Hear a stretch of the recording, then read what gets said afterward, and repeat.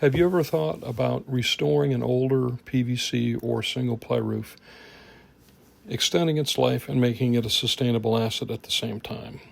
This particular roof has been in place for 25 years and in general has been performing well. There's no leaks reported, but we can see here that the polymer on the top half of the sheet has worn away from UV oxidation over the years, and the reinforcement scrim is exposed. Same condition here at a flashing. The reinforcing scrim is exposed.